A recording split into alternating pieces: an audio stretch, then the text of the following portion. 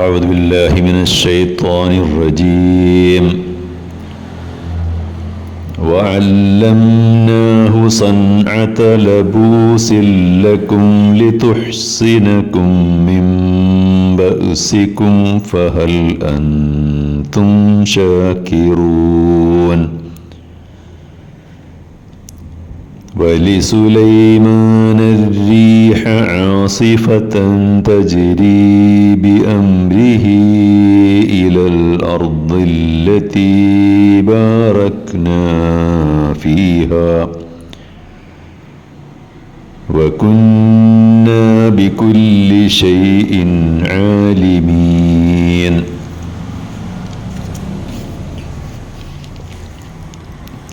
ومن الشياطين من يغوصون له ويعملون عملا دون ذلك وكنا لهم حافظين. സൂറത്തുൽ അംബിയ 80 മുതൽ 82 വരെയുള്ള ആയത്തുകളാണ്. നിങ്ങൾക്ക് വേണ്ടി പടയങ്കികൾ നിർമ്മിക്കുവാൻ നാം അദ്ദേഹത്തെ പഠിപ്പിച്ചു. നിങ്ങളെ യുദ്ധക്കെടുതികളിൽ നിന്നും സംരക്ഷിക്കുന്നതിനു വേണ്ടി. എന്നിട്ടും നിങ്ങൾ ദൈവത്തോട് നന്ദിയുള്ളവരാകുന്നില്ലേ? സുലൈമാന് നാം ശക്തിയായ കാറ്റിനെ അധീനപ്പെടുത്തി കൊടുത്തു. അത് അദ്ദേഹത്തിൻ്റെ കൽപ്പന അനുസരിച്ച് നാം അനുഗ്രഹിച്ച നാടുകളിലേക്ക് അടിച്ചു വീശുന്നു. നാം എല്ലാ കാര്യങ്ങളും നന്നായി അറിയുന്നവനാണ്. കടലിൽ മുങ്ങുന്ന ചില ചെകുത്താന്മാരെയും അദ്ദേഹത്തിന് നാം വിധേയമാക്കി കൊടുത്തു. അതുകൂടാതെ മറ്റു പല ജോലികളും അവർ ചെയ്തിരുന്നു. അവരുടെ മേൽനോട്ടക്കാരൻ നാം തന്നെയായിരുന്നു. ദാവൂദിനും സുലൈമാനും അഥവാ ഡേവിഡ്, സോളമൻ എന്നീ ചക്രവർത്തിമാർക്ക് അള്ളാഹു നൽകിയ പല പ്രത്യേക അനുഗ്രഹങ്ങളെ അനുസ്മരിക്കുകയാണ് ഇവിടെ. ദാവൂദ് നബി തികഞ്ഞ ഭയഭക്തിയുള്ളവനായിരുന്നു. ദൈവത്തോട് ഭയഭക്തിയിൽ ജീവിച്ചിരുന്ന ഒരു മഹാവ്യക്തിത്വമായിരുന്നു. പക്ഷെ അദ്ദേഹം വെറുതെ മഠത്തിലോ പള്ളിയിലോ കുത്തിയിരിക്കുകയായിരുന്നില്ല. ശത്രുക്കളുടെ ആക്രമണത്തിൽ നിന്നും തൻ്റെ രാജ്യത്തെ സംരക്ഷിക്കാൻ വേണ്ടി പട്ടാളക്കാർക്ക് പ്രത്യേകതരം പടയങ്കികൾ നിർമ്മിക്കുന്ന ഫാക്ടറികൾ തന്നെ അദ്ദേഹത്തിനുണ്ടായിരുന്നു.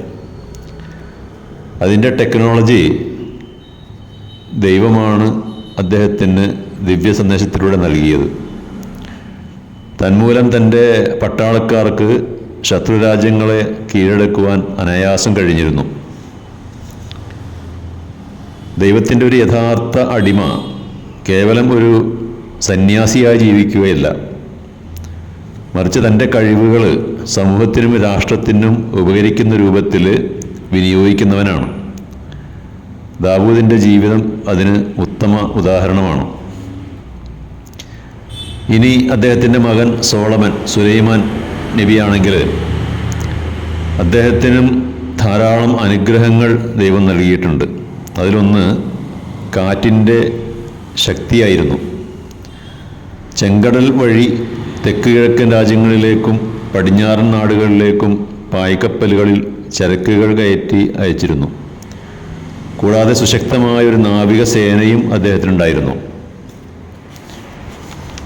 സുലൈമാൻ നബിക്ക് അള്ളാഹു നൽകിയ മറ്റൊരു അനുഗ്രഹം ജിന്നുവർഗത്തിൽപ്പെട്ട ചെകുത്താന്മാരെ കീഴ്പ്പെടുത്തി കൊടുത്തു എന്നതായിരുന്നു.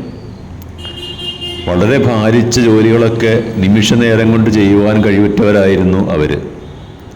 ഖുറാനിൽ അന്നംല് എന്ന അധ്യായത്തിൽ 17-ാമത്തെ സൂക്തത്തിൽ പറയുന്നുണ്ട്, വഹുശിറ ലി സുലൈമാന ജുനൂദുഹു മിനൽ ജിന്നി വൽ ഇൻസി വത്തൈരി ഫഹും യൂസഊൻ.